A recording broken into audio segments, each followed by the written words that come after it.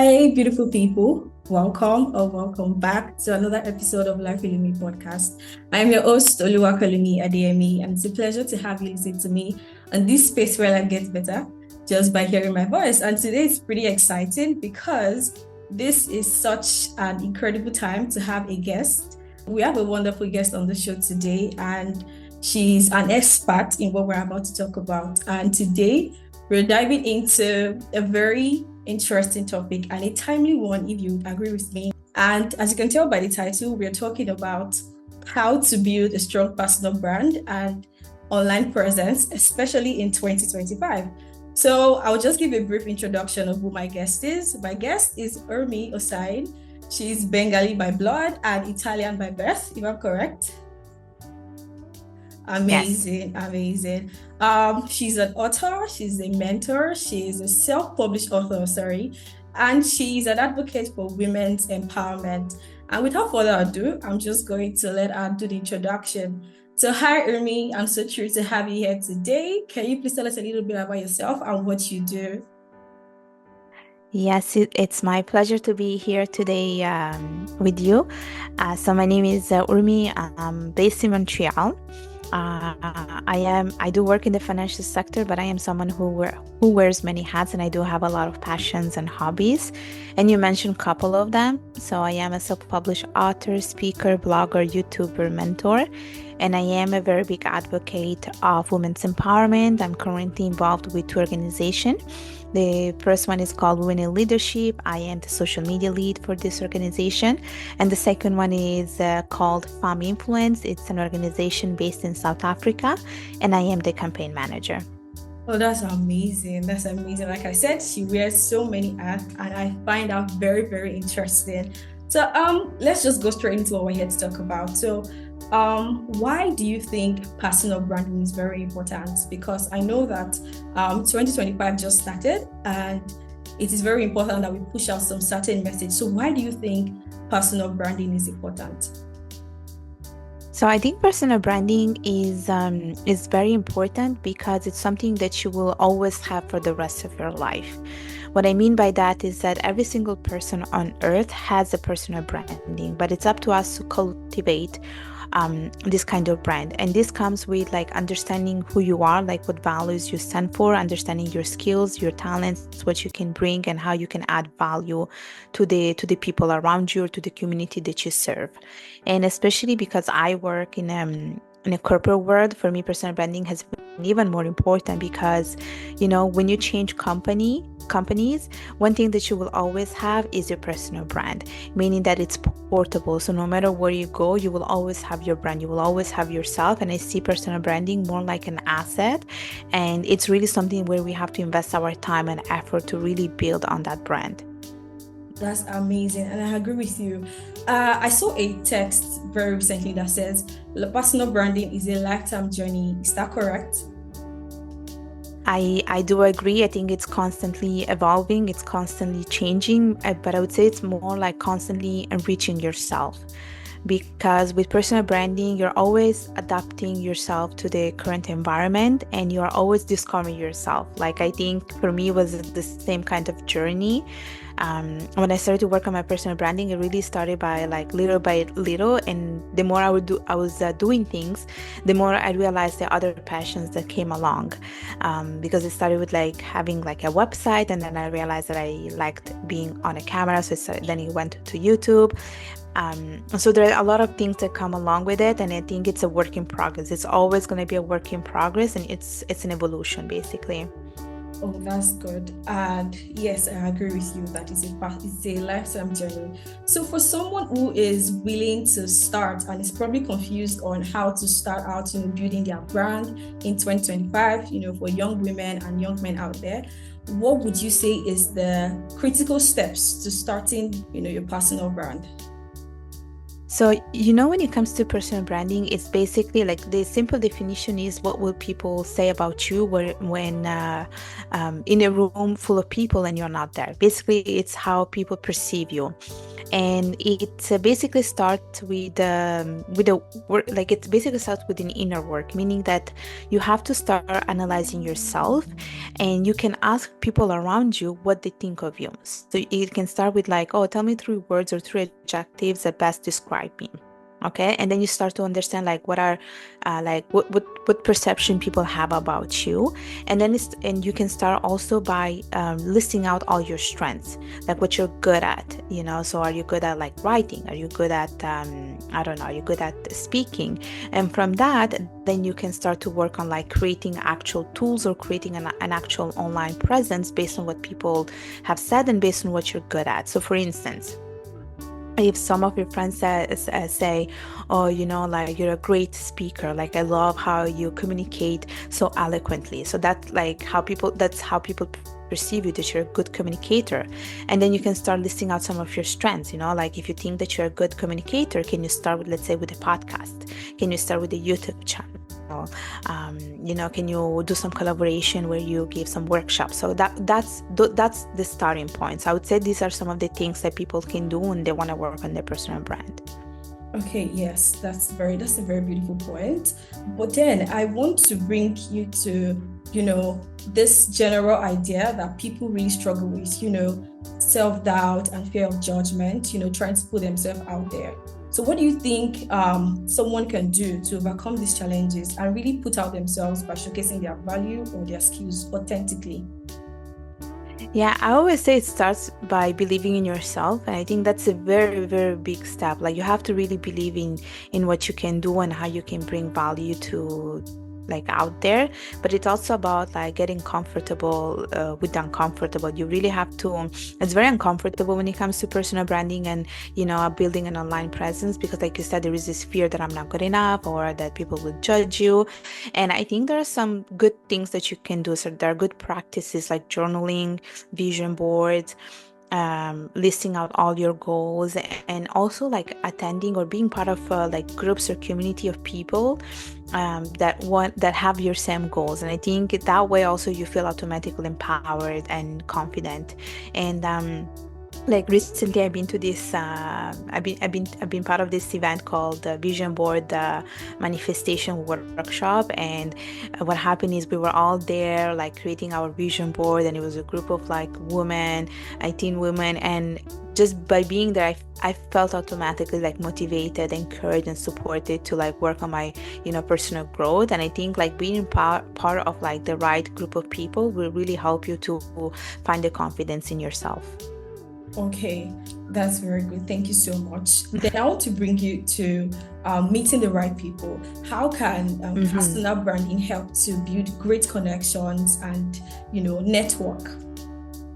Yeah, so I have used a lot LinkedIn to build connections, and I think LinkedIn is a good starting point to build connections, because you can search up people based on like, you know, location.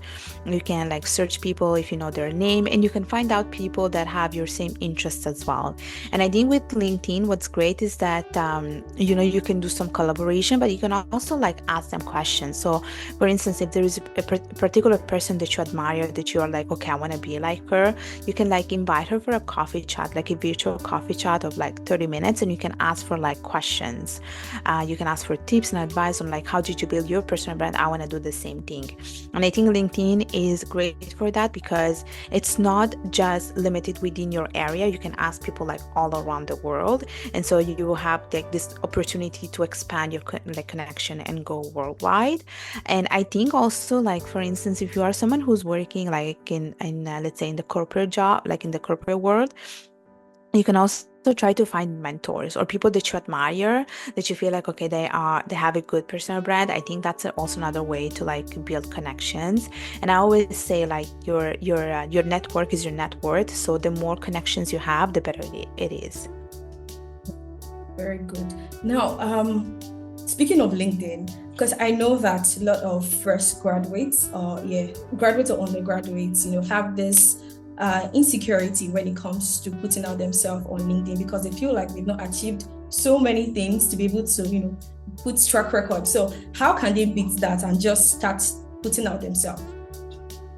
Yeah, you know what? I had the same issue. And actually, I was pretty late in this game of LinkedIn because I graduated 2016 from university, and when I started working, I had no LinkedIn. I had no intention even of creating LinkedIn, and I was pretty late in this game. Like I actually had my first, like my actual LinkedIn profile was created in 2020 or 2021.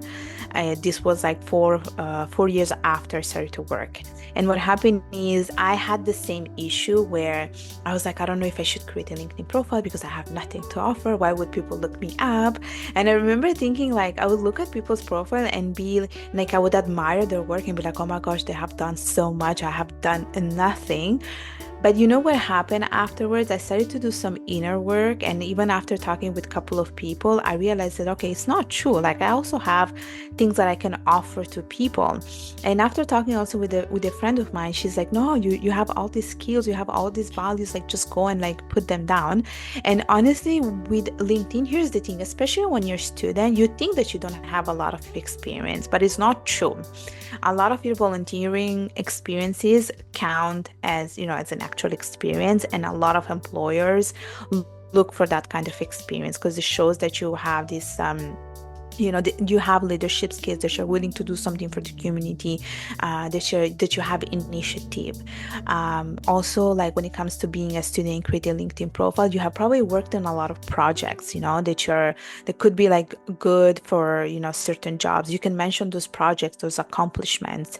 If you were part of like case competition, you can also mention those things. So when you think about it, like the university does give you a lot of chances to do a lot of things and list those things out as accomplishments. And that's why I always say to people, like take advantage of your university life, because there are so many things that you can do, especially when you don't have work experience, and you can highlight those things when you go, like let's say to an interview. You can also put them on your LinkedIn, especially if you're like starting for the first time. Yeah. Thank you so much. I'm sure that would be so helpful to a lot of undergraduates or fresh graduates. So now it is evident that to build a strong online presence or strong personal brand, you have to have a solid online presence. That is, you have to be out there. So do you think some platforms are more pertinent to building your strong personal brand than the other? No, I don't think so. Okay. I don't think there is one platform that it's better than the other one. I think that whatever platform that you choose, it's more it should be more like it should be fit with you, like meaning that like if for instance, if you feel like you're not good at like writing, then why would you have a blog, for instance? Yeah. You know what I mean? Yeah, Or yeah.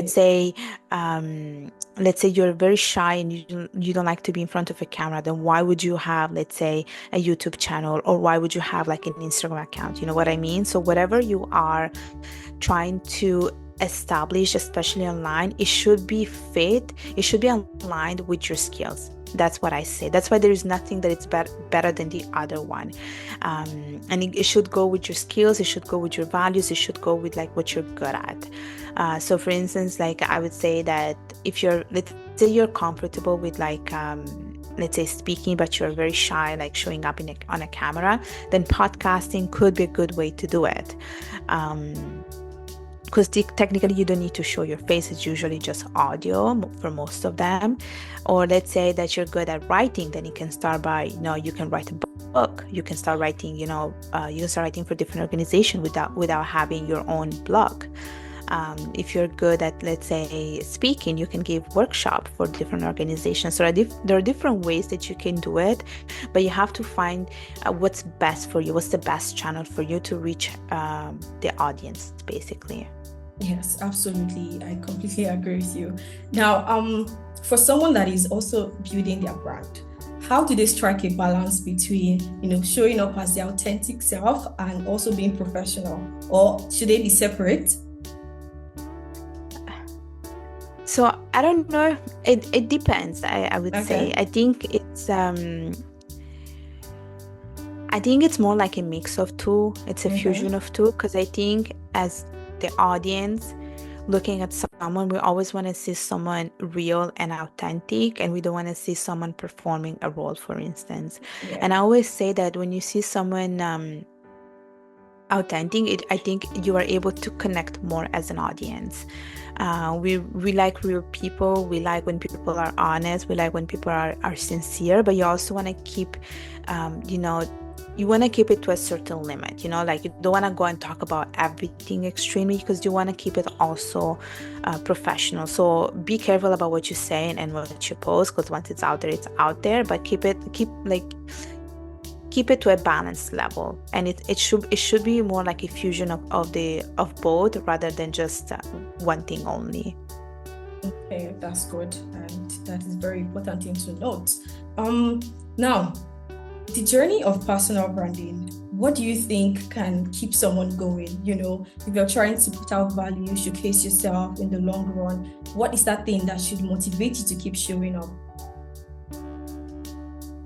Um, that's a good question. I mean, I would say that once you start building your personal branding, you cannot undo it, because I think personal branding, it's so personal to you that it's part of your identity. It will always be there, part of you, like no matter what. So when people see you for the first time, they will already have an idea of the person that you are and what you stand for. And so I don't think it's something that ever stops, and it's not something that you always have to strive for. I think it's like if you build your personal brand based on authenticity and uniqueness, it's something that you will always work for, even though you're not deliberately working on personal branding. I don't know if you know what I mean. Like it's Yes. part of your identity, so it will always be there.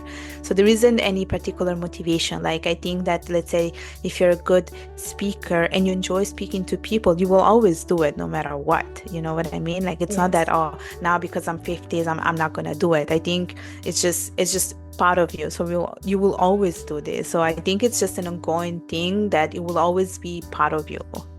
Okay, thank you so much. So let's come to you. Now, looking back on your journey into personal branding, what would you wish you had known earlier, you know, before starting out?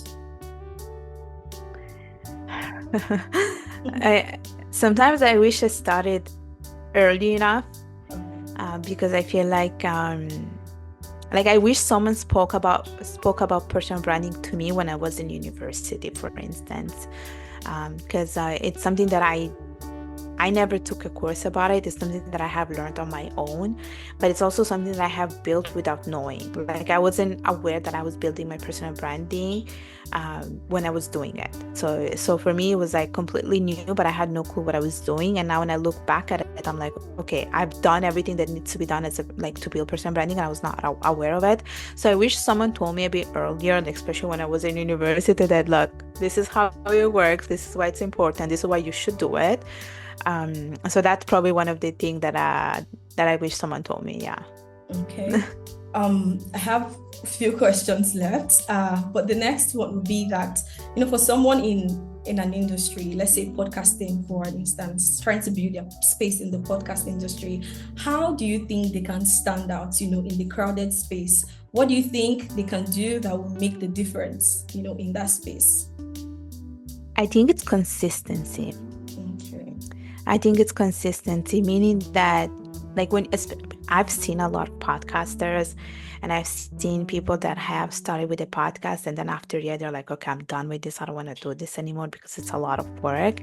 But I think it's like if it's something that you truly want, then you would not give up so easily. And so if you want to stand out, you always want to keep posting things. You want to be consistent with how you post, but you also want to be consistent with like what you stand for. Like if you are someone who stands for certain things, then don't go post about something that is completely opposite, because then you're giving the wrong idea to the people following you. Yeah, exactly. So I think consistency is very, very important.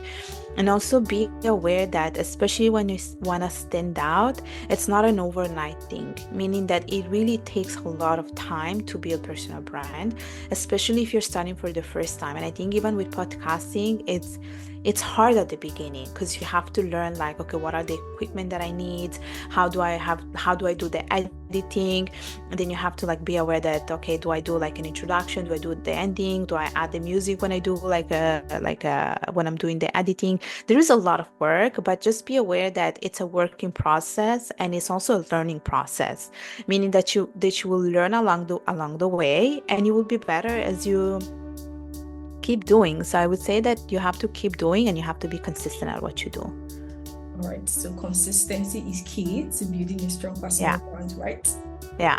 All right. So just before you go, what advice would you give to someone who is still struggling to build their personal brand? What is that word that they need to hear from today's episode right now?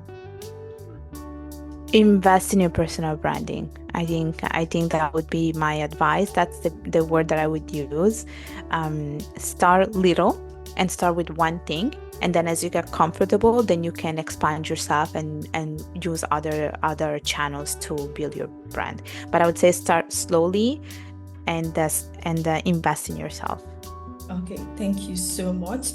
Just before we go, I want to bring it close to you, like a question more personal.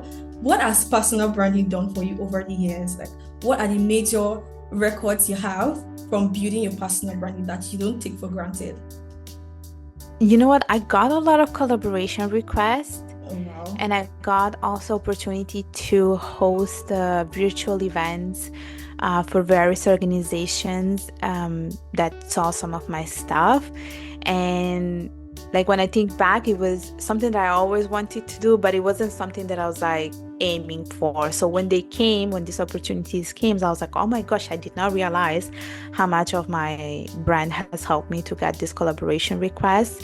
And it helps me also, like, it helps me to stand out. People see the work that I'm doing. People see, what I stand for. And I do want the people to see me for that. Like, one of the things that I'm very passionate about is women's empowerment. And I want people to see that I am very, very passionate about this. And people are always willing to learn about the work that I do. And so it just, like, I feel like it's paying off what I'm doing. Yeah. That's amazing to hear. That's amazing to hear. So in summary, personal branding changed your life? Did it change my life? No, I think it just made it better. Oh, interesting. Yes, thank you so much, Urmi. It was a very insightful conversation. And I know that a lot of young women and young people out there are going to start putting themselves out just because of this conversation today. So would you like to share with us how the audience can connect with you, reach you on the internet? So I have a YouTube channel. It's called Urmi Hossain. I have a LinkedIn profile called Urmi Hossain. If people want to buy my book, it's available on Amazon. It's called Discovering Your Identity, a Rebirth from Interracial Struggle. And if people want to follow some of the work that I do, they can follow the Instagram account for Women Leadership Victoria Chapter. All right. Thank you so much. And that will be a wrap on today's episode. It was really super packed, and I know that I had a great time with Urmi today, and I'm looking forward to having you again on the show. So with that, we've come to the end of today's episode. Please don't forget to subscribe, like, and share. You never can tell who will need this information. And with that, beautiful people, goodbye.